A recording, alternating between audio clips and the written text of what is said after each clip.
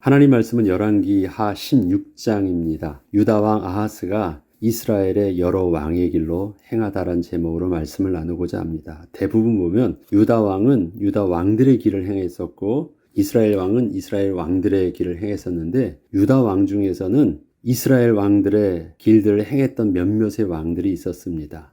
그 중에 오늘 아하스도 이스라엘 왕의 여러 왕의 길을 따랐다라는 것입니다. 이스라엘 왕들의 길 하면 여로보암의 길이 대표적이겠죠.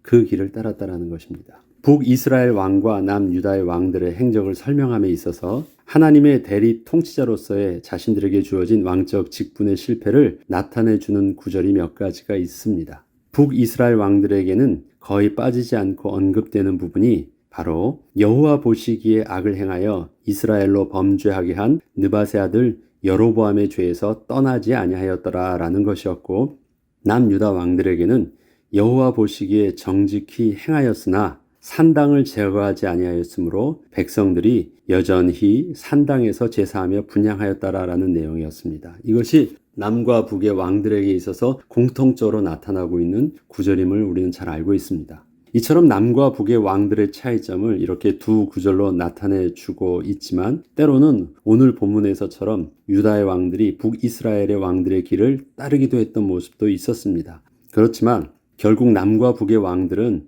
어떠한 정책의 입장을 취하든 상관없이 하나님 보시기에는 그 죄악의 모습이 서로 다르지 않은 것이었음을 우리는 간과해서는 안 됩니다. 우리에겐 차이가 있어 보이지만 하나님은 그 본질의 죄를 동일하게 보고 계셨고 영적인 문제를 심각하게 동일하게 보고 계셨다라는 것입니다.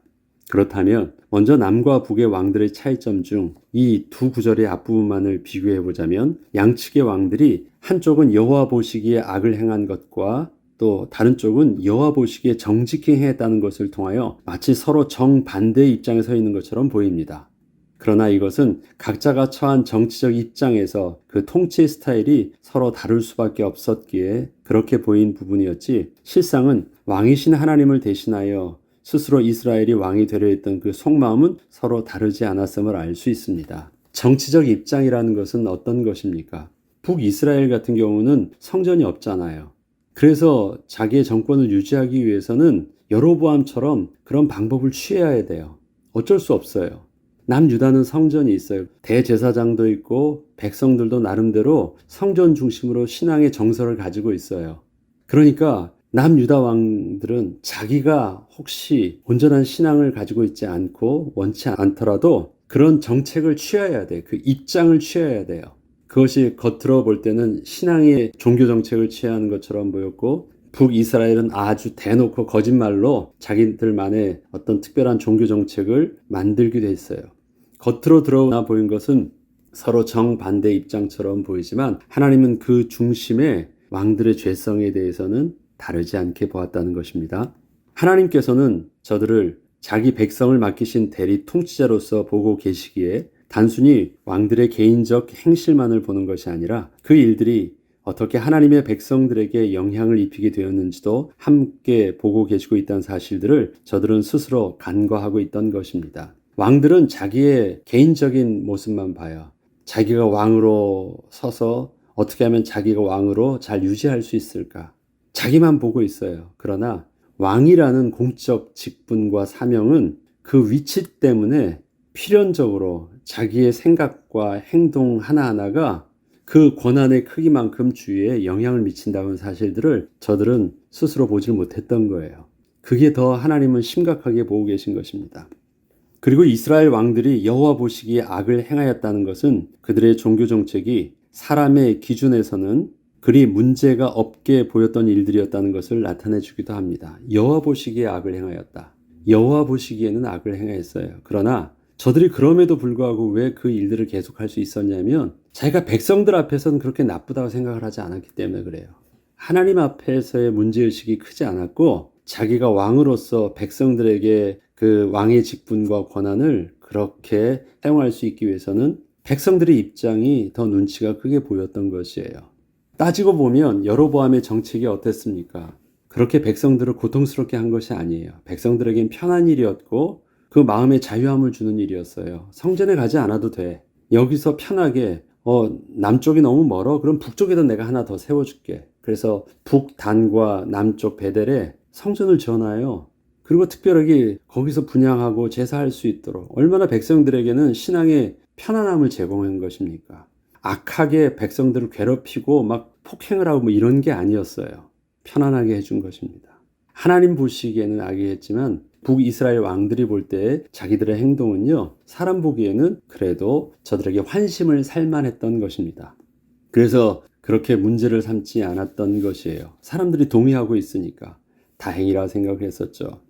그러나 이것은 하나님 보시기에는 하나님의 백성들에게 하나님을 잊게 하고 여호와 이름을 망령되이 일컫게 하며 하나님의 말씀에 불순종하게 함으로 백성들을 영적 타락의 길로 이끄는 치명적인 일이었기에 아주 심각한 것이었습니다. 하나님이란 다른 우상을 만들어 놨으니 그 얼마나 심각한 것입니까? 그리고 남유다의 왕들도 마찬가지로 정직히 행함으로 다른 모든 것은 하나님의 말씀을 따라 온전히 순종함으로 정직하게 행하였지만 하나님의 율법의 말씀에 따라 제사도 드리고 많은 일들도 다 그렇게 정책을 취하고 있었지만 여전히 산당은 제거하지 않음으로 인해서 백성들이 하나님을 섬기기는 했지만 여전히 자신들이 처한 지역에서 자신들의 신앙적 기준과 편의에 따라서 그렇게 절기마다 제사하고 매일 분향을 드리고 있던 것을 묵인함으로 인해서 성전 중심의 신앙이 회복되게 하지는 않았다는 점으로 보자면 영적 부패의 모습은 결국 북이스라엘과 다를 것이 없던 것이었습니다. 어디서 드리든 상관없이 내가 하나님께 제사 드리는데 분향 드리는데 매일 분향이란 건 매일 행하는 일이고 제사 드리는 건 절기마다 특별히 하는 일들입니다. 하나님께서는 분명히 모세오경을 통해서 절기마다 반드시 3번씩은 이스라엘의 모든 성인 남자들은 여호와 앞에 나와서 제사를 드리게 돼 있었어요.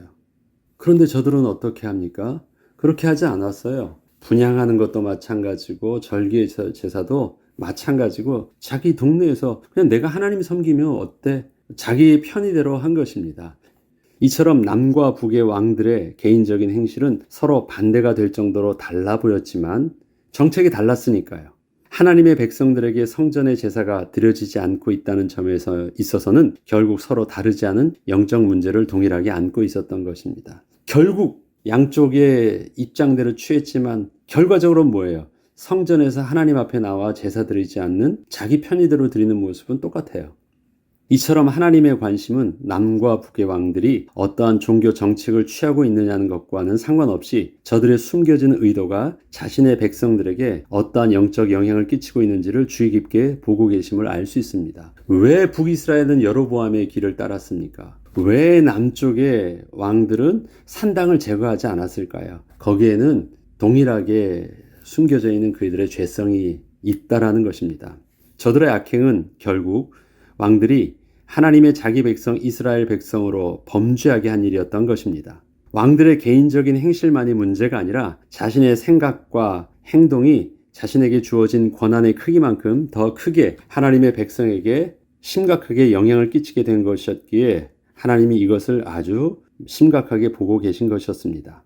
때문에 북이스라엘 왕들이 계속해서 백성들을 하나님 앞에서 범죄하게 하였다는 것은 백성들이 계속해서 하나님 앞에서 범죄할 수밖에 없도록 왕의 종교 정책을 그렇게 이어나갔다는 것입니다. 이것은 북이스라엘 왕 개인의 입장에서는 단지 자기의 왕권을 지키기 위해서 그렇게 한 것이었지만 왕으로서 그 정책과 행동이 백성들에게 그대로 영적인 악 영향을 입히게 하므로 왕의 죄가 동일하게 이스라엘 백성들의 죄도 되게 하였다는 것이었습니다.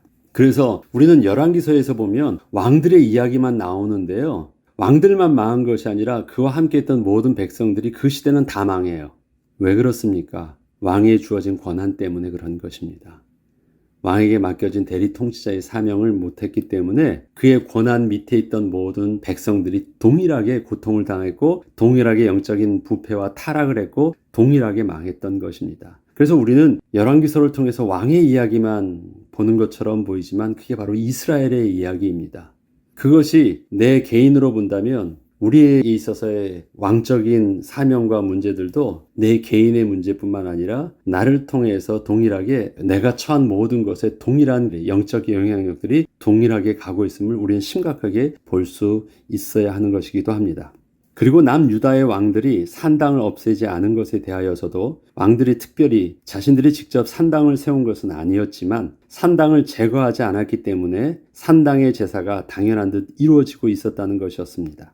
악한 행동을 하지 않았지만 자신에게 주어진 권세를 가지고 스스로 책임있게 제거하지 않고 그저 묵인하고 방관하였던 것입니다. 북이스라엘은 대놓고 했지만 남유다는 그렇게 한 건 아니거든요. 그냥 산당을 본래 있었던 것이에요. 자기가 지은 것도 아니고 자기가 할 수 있던 건 다 했어요. 그런데 그것은 쓱 그대로 놔뒀어요. 모른 척한 것이고 묵인한 것이고 방관한 것입니다. 백성들은 왕이 종교 개혁을 이루지만 그것은 가만히 두는 것을 보면서 묵인 자체가 또한 허용이라는 침묵의 메시지로 저들에겐 다가온 것이었고, 그래서 그건 그렇게 해도 되는 것처럼 생각해서 여전히 산당의 제사와 분향을 그렇게 드렸던 것입니다. 이것은 북이스라엘 왕이 대놓고 하나님 앞에서 범죄하고 있었다면 남유다의 왕들의 모습은 겉보기에는 신실한 통치를 하는 것처럼 보였어도 왕의 묵인과 방관하에 백성들의 영적 타락과 부패의 모습은 아주 뿌리 깊게 박혀 있었던 것입니다. 동일하게 북이스라엘의 백성이나 남유다의 백성들의 영적인 부패의 영향력들은 다르지 않게 나타난 것입니다. 결국 북이스라엘과 남유다는 서로 시간의 차이가 있었을 뿐이었지 마침내 하나님의 진노로 성전은 완전히 무너지고 이스라엘은 멸망하게 됩니다. 물론 선지자들을 통하여 다시 회복될 것도 미리 말씀해 주셨지만 뿌리 깊이 박혀있는 영적 타락의 쓴 뿌리들이 제거되기 위해서는 회복되기까지 오랜 시간이 걸리게 된 것입니다. 북이스라엘만 망했느냐? 그러지 않다라는 것입니다. 남유다도 결국은 바벨론 포로로 다 잡혀가요. 성전도 완전히 박살나요. 우리는 성전 때문에 절대 망하지 않는다고 굳건히 믿고 있었는데 그 성전이 완전히 박살나요. 그리고 둘 다 멸망합니다. 그리고 70년 후에 다시 은혜의 회복을 하나님께서 해주십니다. 어쨌든 멸망해요. 하나님 보실 때는 영적인 문제의 심각성을 남과 북 동일하게 보고 계셨다는 것입니다. 북이스라엘이 문제가 있을까요? 남유다는 그래도 왕들이 여호와 보시기에 정직히 행했으니까 문제가 없었을까요? 아니에요. 열왕기서는 계속해서 남유다도 여전히 산당을 제거하지 못했다는 것을 한 번도 빠짐없이 왕들에게 나타내요. 북이스라엘 여로보암의 죄도 한 번도 빠짐없이 계속 왕들의 행적에 나타내요. 두 가지를 똑같이 심각하게 계속 주의 깊게 하나님이 보고 계시다라는 거예요. 이처럼 우리는 우리 앞에 확실하게 드러난 죄의 심각성도 보아야 하지만 남들 보기에는 올바른 신앙생활을 하고 있는 듯 보여도 혹시 우리 안에 여전히 제거하지 않은 산당과 같은 죄의 쓴뿌리가 있는지를 또 함께 볼 수 있어야 하겠습니다. 특히 오랜 신앙생활을 했다고 하는 그리스도인들에게는 더더욱 하나님 앞에서 정직한 모습으로 우리를 볼 수 있도록 기도해야 되겠습니다. 남유다의 모습을 보면 기존 신자와 같은 느낌을 좀 받거든요. 왜? 겉으로는 그래도 교회 잘 다니고 교회의 신앙생활 모습을 성실하게 하는 것처럼 보이니까. 열왕기서의 남과 북의 왕들의 이야기는 우리의 모습을 비추는 거울과도 같습니다. 결국 우리의 인생에서의 치열한 영적 싸움은 누가 나의 인생의 왕이냐는 문제이기 때문입니다. 하나님이 나의 주인이신가? 아니면 내가 여전히 나의 인생의 주인인가의 문제가 우리의 신앙의 갈등으로 여전히 우리에게 다가오고 있기 때문입니다. 왕들의 정책이 북과 이스라엘이 그러한 행동을 취했던 것은 뭐냐면 왕권을 빼앗길까 봐 왕권에 대한 스스로의 두려움 때문에 그들의 처한 위치 속에서 미련 있게 버리지 못한 모습이 한쪽은 산당을 제거하지 않은 모습이었고 한쪽은 계속해서 여로보암의 길을 따랐던 모습이었습니다. 뭐 때문에? 내 인생의 주인이 여전히 나였기 때문에 그래요. 내가 그것을 지키지 않으면 안 돼야 돼. 지키기 위해서 마지막 보루로 내가 다른 것은 다 양보해 주더라도 이것만큼은 내가 양보할 수 없는 것이 남유다에게 있어서는 산당을 제거하지 않는 모습이었고 북이스라엘에게 있어서는 여로보암의 길을 그래도 따르는 것이었습니다. 우리가 겉으로는 사람들 앞에서 저들에게 보기에는 성실해 보이고 신앙이 있게 보이고 그들이 원하는 모습으로 따르지만 양보할 수 없는 내 속에 숨겨져 있는 불신앙, 이것을 성경은 남유다의 산당과 같은 것으로 우리에게 분명히 가르쳐주고 있습니다. 북이스라엘 왕들처럼 드러난 죄악의 모습이 아니더라도 겉으로는 하나님 앞에서 정직히 행하는 것 같아도 혹시 하나님 보시기에는 하나님의 마음과 합했던 다윗과 같지 않은 여전히 내가 주인인 모습이 남아있지 않도록, 그래서 우리는 하나님 앞에 오늘도 말씀의 거울과 말씀의 빛 앞에서 우리의 모습을 정직하게 볼 수 있어야 하겠습니다.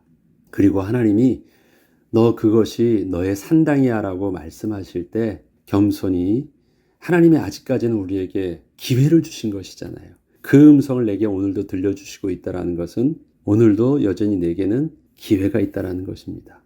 그런데 이것이 결국은 어디까지 가게 됩니까?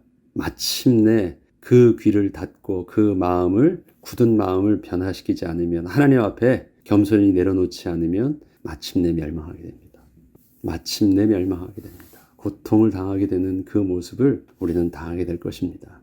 북이스라엘의 왕들을 보면 저들은 처음부터 불신앙의 길에서 구원받지 않은 하나님의 백성의 모습이 나타납니다. 하나님은 저들을 왕으로 세우셔서 또 북이스라엘 백성들을 위해서 쓰기도 했습니다. 남유다 왕들은 분명히 여호와 보시기에 정직하게 행하기도 했고, 그 다음에 여호와께서 은혜를 주셔서 기이한 행적 속에서 저들의 모습을 온전케 또 하나님의 말씀들을 명목을 유지한 것도 봅니다.